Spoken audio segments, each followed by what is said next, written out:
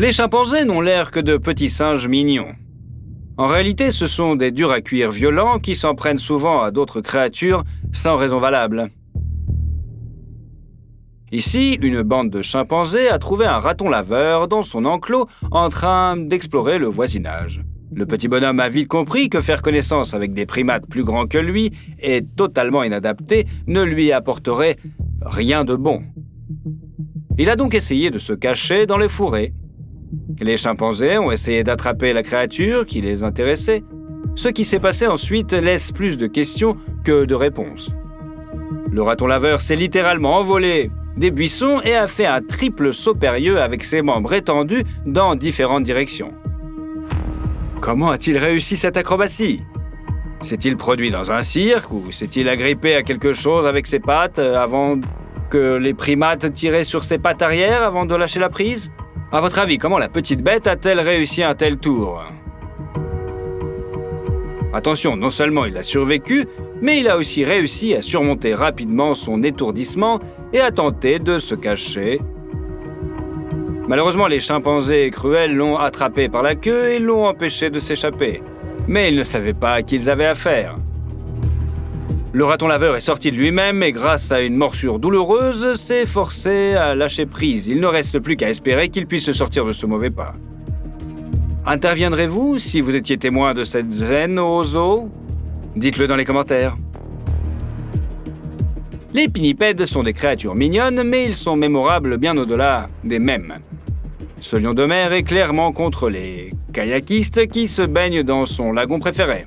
On peut le comprendre, beaucoup de bruit, peut-être même des déchets, et d'une manière générale, toute une foule d'athlètes n'est pas très propice à un rythme de vie mesuré. Et le pinnipède a manifesté son mécontentement de manière brutale, sans ambiguïté et tout à fait dans l'esprit des conflits de voisinage. L'otarie a tout simplement nagé jusque l'un des kayakistes et lui a jeté dédaigneusement un poulpe à la gueule. Cela a stupéfié l'homme. Bien entendu, un pinnipède ne fait aucun mal à un homme, mais le kayakiste ne s'attendait manifestement pas à une telle évolution. Peut-être que l'animal fait l'inverse et il montre de la sympathie et partage son repas. Qu'en pensez-vous? Faites-nous part de votre opinion dans les commentaires. Quoi qu'il en soit, même si les phoques et les otaries sont drôles, il ne faut pas les sous-estimer. Ce chien a mis à l'épreuve la patience du pinnipède pendant un long moment, en aboyant et en s'approchant de plus en plus près. Cela ne semble pas être une menace sérieuse, mais c'est exaspérant, n'est-ce pas? Ici, l'otarie était furieuse. Il a réagi à la vitesse de l'éclair. Il a saisi le chien avec ses mâchoires et l'a projeté en arrière sur une distance de 4 mètres. Le chien a immédiatement sauté sur ses pattes. Il n'a pas été gravement blessé ou mutilé. Il a manifestement été saisi assez doucement et a été étourdi plutôt que renversé sur le sol. Mais il faudra qu'elle retienne la leçon, sinon la prochaine fois, elle s'envolera dans la mer. En fait, si vous voulez d'autres histoires drôles, postez-les dans les commentaires sous cette vidéo. Bien que creuser soit une activité épuisante, pour de nombreux animaux, c'est un très bon moyen d'éviter l'attention inutile des prédateurs. C'est pourquoi les phacochères installent souvent leurs tanières dans des terriers. Bien qu'il soit peu pratique de creuser avec leurs sabots, leurs crocs sont excellents pour ameublir le sol. Mais ce phacochère a sous-estimé la détermination du léopard qui a trouvé son terrier caché. Le prédateur tacheté était déjà un peu fatigué pour atteindre sa victime. Il a dû élargir l'entrée et creuser beaucoup plus que le phacochère lui-même. C'est un véritable défi pour un chat qui n'est pas des plus robustes, mais il ne faut pas sous-estimer les léopards. Il a réussi à atteindre le fond du trou et à en extraire un gros sanglier qu'il a pris à la gorge. Dans le passage étroit, il n'a pas été difficile pour le chat d'attraper l'ennemi par l'endroit vulnérable. Le phacochère n'en a pas tenu compte. S'il était sorti du trou en premier ou avait au moins protégé sa gorge, il aurait eu une chance car le léopard était fatigué. Mais en l'occurrence, c'est un coup précis sur un point vulnérable qui a donné la victoire au chat patient. Et il arrive que même les ennemis les plus jurés s'unissent pour atteindre un objectif commun. Cette lionne n'a pas eu la journée la plus facile. Elle a réussi à trouver la tanière du phacochère, mais il s'agissait d'un terrier qui n'avait pas encore été creusé. Les pattes du lion sont d'ailleurs très douées pour cela. Larges coussinets, muscles puissants. Mais creuser n'est pas une spécialité de ces chats prédateurs. La lionne doit y consacrer beaucoup d'efforts. Mais surtout, les félins ne sont pas les prédateurs les plus résistants et les plus patients par nature. Ils peuvent donner un résultat impressionnant, mais sur de courtes distances. La longue poursuite d'une proie, le creusement, la course, le combat, tout cela est plutôt l'apanage des loups et non des lions. Ainsi, lorsqu'un phacochère adulte et de grande taille a repoussé une lionne, il était déjà fatigué. Il faut lui reconnaître un mérite. Le félin prédateur a pu envahir sa victime et la saisir à la gorge avec ses crocs.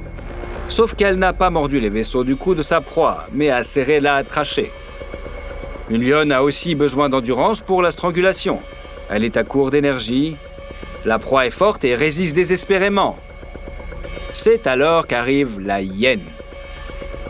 Un prédateur plus stupide et inexpérimenté à sa place tenterait d'attaquer sa rivale pour s'emparer de la proie. De tels cas se sont produits à maintes reprises. Une hyène attaque, par exemple, un léopard alors qu'il a déjà attrapé et étranglé la proie qui n'a pas été tuée. L'attaque de la hyène échoue. Le léopard évite de rencontrer ses crocs, mais la hyène n'a pas le temps de s'emparer de la proie de son rival. La proie non tuée se réjouit d'une telle concurrence et saisit sa chance. Elle saute et réussit souvent à échapper aux deux prédateurs. Le léopard recule et évite le coup, et la proie se libère, rebondit sur la hyène et échappe aux prédateurs. Tous les prédateurs sont alors affamés. Il semble que cette hyène soit une voleuse expérimentée et qu'elle se soit déjà retrouvée dans de telles situations. Elle se rend compte qu'il vaut mieux prendre un risque et partager un repas avec l'ennemi que de laisser tout le monde sans nourriture. La hyène fait donc quelque chose qui ni la lionne ni le phacochère ne s'attendaient à ce qu'elle fasse. La hyène aide son ennemi alors que le phacochère est sur le point de se libérer de l'emprise de la lionne. La hyène l'attaque avec ses puissantes mâchoires. Au final, les prédateurs d'espèces non seulement différentes, mais aussi hostiles, ont tué ensemble le sanglier. Étonnamment, la lionne a fait preuve d'une générosité réciproque et n'a pas chassé la hyène, ni même fixé l'ordre du repas. Les deux ont dîné ensemble de leur proie. Il est peu probable que cette trêve se prolonge au-delà d'un épisode, mais c'est un cas rare en soi.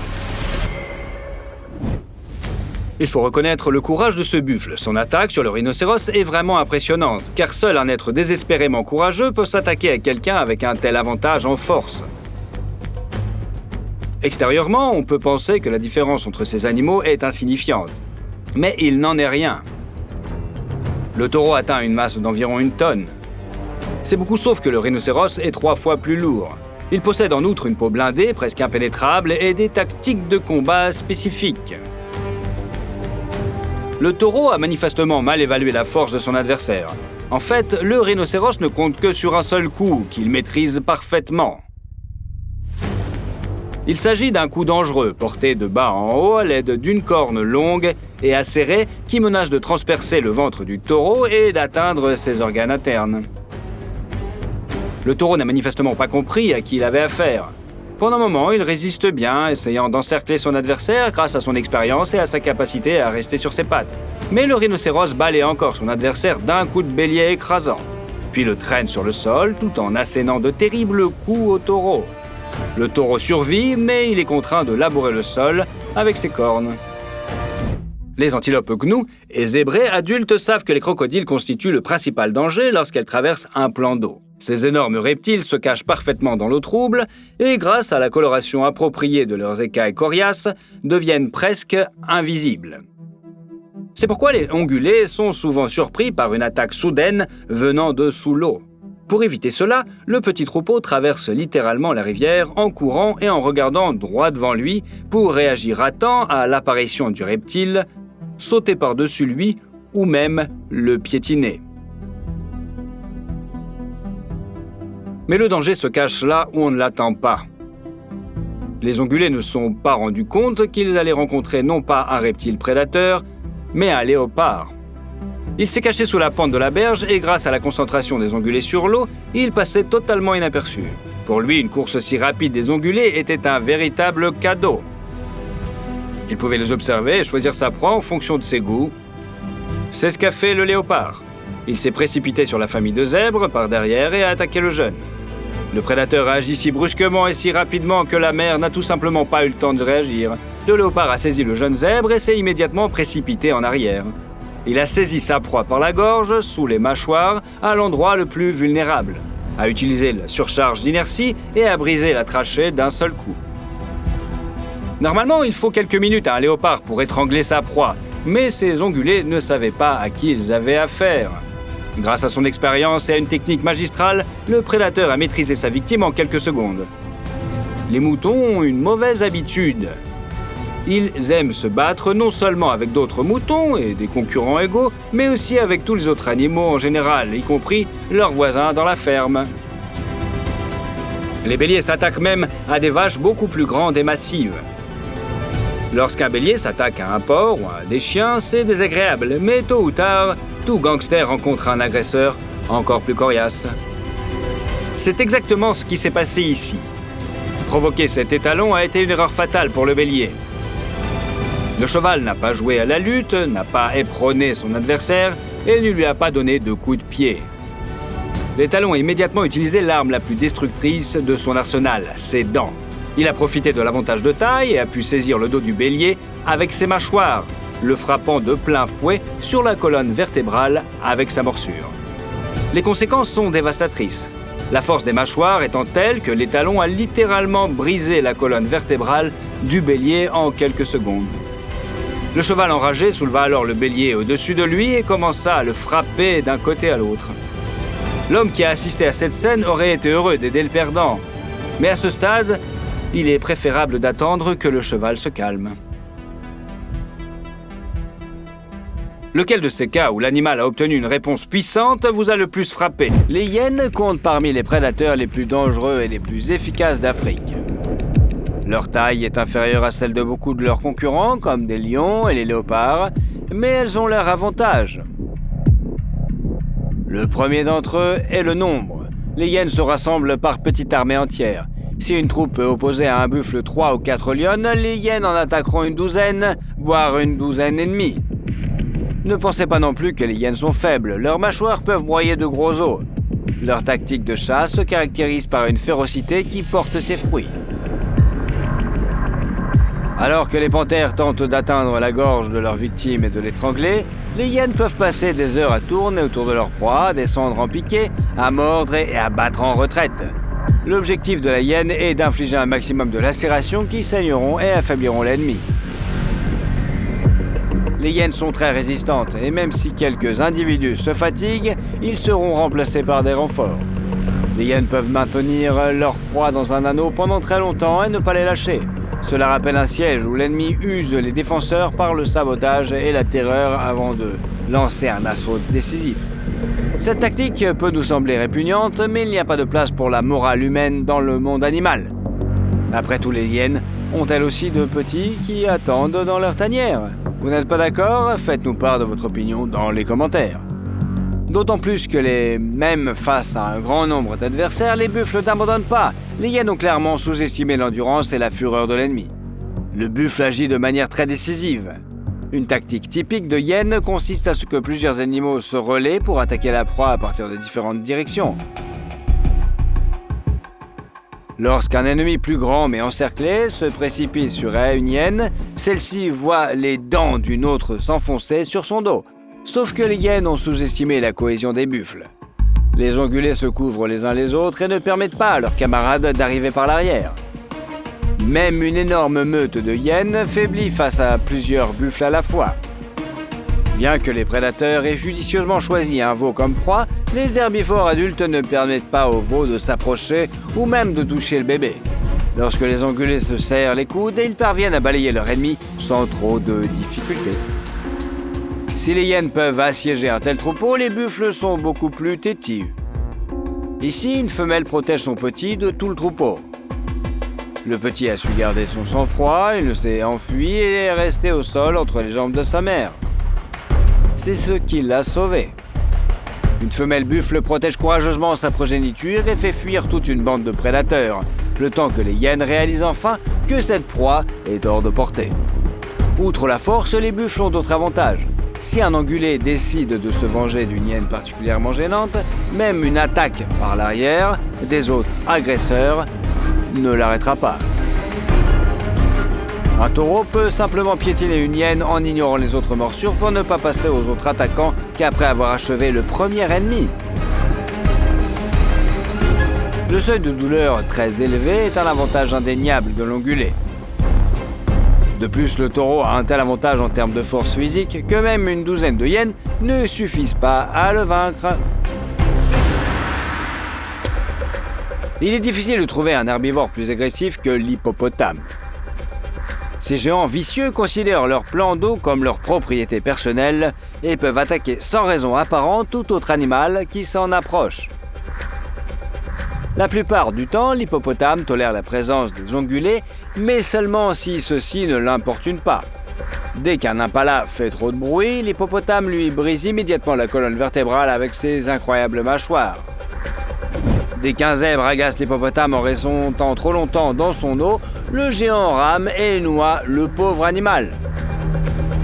Et ce, alors que l'hippopotame vient de les protéger des prédateurs. Mais il y a des animaux qui ne se soucient pas des sautes d'humeur des hippopotames. Il s'agit du buffle d'Afrique. Ce grand ongulé domine l'hippopotame, mais il ne faut pas s'y tromper. Un buffle pèse moins d'1 tonne, un hippopotame environ 4 fois plus. L'agresseur le sait, il menace le taureau et passe furieusement à l'attaque. Mais le buffle est un animal fidèle à sa famille. Même s'il ne peut pas dominer l'hippopotame, il est plus grand et plus fort de son groupe. Par conséquent, le courageux taureau laisse une chance à sa famille de se retirer et affronte toute la fureur de l'hippopotame. Convenez qu'une telle loyauté est digne de respect. L'hippopotame ouvre sa gueule, dans laquelle la tête entière du taureau peut entrer avec ses énormes cornes. Un vrai combat de titans. Mais ces tentatives d'intimidation n'impressionnent pas le buffle. Il s'immobilise et couvre la retraite de sa famille vers un endroit où elle ne sera pas poursuivie. Heureusement, le terrible coup s'est terminé sans blessure grave pour le taureau. Il a résisté à la pression de l'hippopotame et a même pu lui poser une riposte décente. Il n'y avait aucune chance de vaincre l'énorme hippopotame, les forces étaient trop inégales et de plus le taureau n'aurait pas pu percer la peau dense et protégée par une épaisse couche de graisse de l'hippopotame dont les cornes n'étaient pas assez acérées. Mais en cas de combat contre un hippopotame, battre en retraite et sauver sa vie en évitant de graves blessures est déjà une victoire. La tactique de l'hippopotame est simple, il veut retourner son adversaire, le faire tomber à terre ou le faire pivoter de façon à ce que ses énormes mâchoires soient les plus faciles à saisir. L'hippopotame ne reconnaît pas les morsures courtes. Il saisit fermement sa victime avec ses énormes crocs, puis l'arrache d'un côté à l'autre comme un chiffon mouillé. Mais le taureau a réussi à éviter ce sort funeste et s'est retiré à la suite de ses congénères peu après qu'il ait été mis en sécurité. Cet hippopotame se considère manifestement comme un véritable monstre. Il a été hérité par l'approche de tout un troupeau de buffles vers l'eau où il se reposait. L'hippopotame ne peut pas voir d'invité et considère le lac comme le sien. Il a donc décidé de montrer qui est le patron de ces buffles. Le spectacle est impressionnant. Une créature puissante de la taille d'une voiture se précipite hors de l'eau en poussant un rugissement féroce, en agitant sa gueule énorme d'un côté à l'autre, en provoquant de véritables vagues, en se précipitant sur la rive et en réalisant soudain que son spectacle n'a pas impressionné les buffles. Il n'y a qu'un hippopotame, mais il y a toute une bande de taureaux et ils n'aiment pas qu'on essaie de les intimider. Alors que l'hippopotame était déjà sur la rive, il est soudain rendu compte que les taureaux ne reculaient pas, mais qu'au contraire, ils l'encerclaient, baissaient la tête avec leurs énormes cornes et le regardaient froidement. N'importe qui se sentirait mal à l'aise ici, et l'hippopotame se gonfla comme un ballon de baudruche dont l'air s'échappe lentement. Alors qu'il était prêt à disperser les taureaux comme des chatons, voilà qu'il baisse la tête et tente de se faire petit et discret. Comme s'il disait « Et moi, j'ai juste baillé, trébuché, et couru vers le rivage, je n'étais pas menacé. De toute façon, le poisson m'a fait peur, et je n'ai pas fait d'histoire, et je t'aime bien, oh, allez, salut !» Et sous le regard dur comme du silex d'une douzaine de buffles, l'hippopotame retourne prudemment dans l'eau, où il se sent plus en confiance. Qu'avez-vous pensé de cette scène amusante? Faites-nous part de votre avis dans les commentaires. Ce taureau a su gérer la situation à temps et comprendre comment se défendre contre l'hippopotame. Tout d'abord, il faut résister à la première attaque frontale et se rapprocher le plus possible de l'avant de l'ennemi afin qu'il n'ait pas d'avantage en termes d'accélération et qu'il lui soit plus difficile d'utiliser sa masse. Deuxièmement, le taureau s'est baissé et s'est glissé sous la tête de l'hippopotame afin de le frapper au cou avec ses cornes lorsque l'ennemi menacera avec ses crocs. C'est un grand coup. Bien que le cou de l'hippopotame soit épais, il est facile de voir à la peau pendante qu'il s'agit d'une zone sensible. Ainsi, même un seul buffle a pu se défendre contre un hippopotame agressif et forcer son adversaire à reculer et à cesser d'attaquer. Avec ses pattes fines, son corps puissant et sa queue fine pendante, la silhouette du taureau lui fait passer pour un animal exclusivement terrestre. En effet, il vit sur la terre ferme, mais il est un excellent nageur. Les vaches domestiques sont d'excellents pour rester sur l'eau et franchir les obstacles aquatiques. Mais en Asie, il existe une espèce de bovin qui aime beaucoup plus l'eau que les autres ongulés. C'est la raison pour laquelle ces animaux ont été baptisés buffles d'eau asiatiques. Outre le fait qu'ils aiment brouter près des rives des plans d'eau, ces animaux sont dotés d'une force incroyable. Ils peuvent retenir leur souffle pendant quelques minutes et plonger. Lorsqu'après quelques minutes d'observation, une énorme tête cornue apparaît doucement sous l'eau, c'est impressionnant, n'est-ce pas? Sauf que les buffles d'Asie sont aussi de féroces combattants qui peuvent encaisser de sacrés coups. Voici un buffle qui se bat contre un yak. En effet, ces espèces sont très proches. Mais la parenté n'empêche pas une certaine et une saine rivalité. L'affrontement entre les taureaux adultes et les yaks ressemble à la bataille de deux plaques tectoniques. Les deux camps font preuve d'un entêtement et d'une volonté incroyable. Ils utilisent des tactiques assez intéressantes. Les animaux semblent attaquer de manière directe et ne sont capables que d'éperonner. En effet, ils se tiennent fermement sur leurs pattes, comme si leurs sabots étaient enfoncés dans le sol. On a l'impression que même un tsunami ne pourrait pas les faire reculer. Mais malgré toute la puissance de l'assaut, les deux animaux se battent avec beaucoup d'élégance. J'ai remarqué la finesse des mouvements de leur tête. L'échange de coups écrasants commence à ressembler à de l'escrime, où les rivaux essaient de trouver une faille dans la défense de l'autre, de l'attraper, de le déséquilibrer, de contrôler les flancs avec des coups courts, de réagir à la vitesse de l'éclair, à la menace et de répondre puissamment par des contre-attaques. En une minute, les deux bêtes ont porté plusieurs dizaines de coups. Ce faisant, ils provoquent un nuage de poussière en essayant de se pousser l'un l'autre dans la pente. C'est-à-dire qu'ils résistent simultanément à la pression de l'adversaire, sondent sa défense par de brefs coups de corne et réfléchissent à la manière de prendre une position tactique plus avantageuse. De vrais guerriers. Et vous, qui préférez-vous dans cet affrontement? Dites-le dans les commentaires.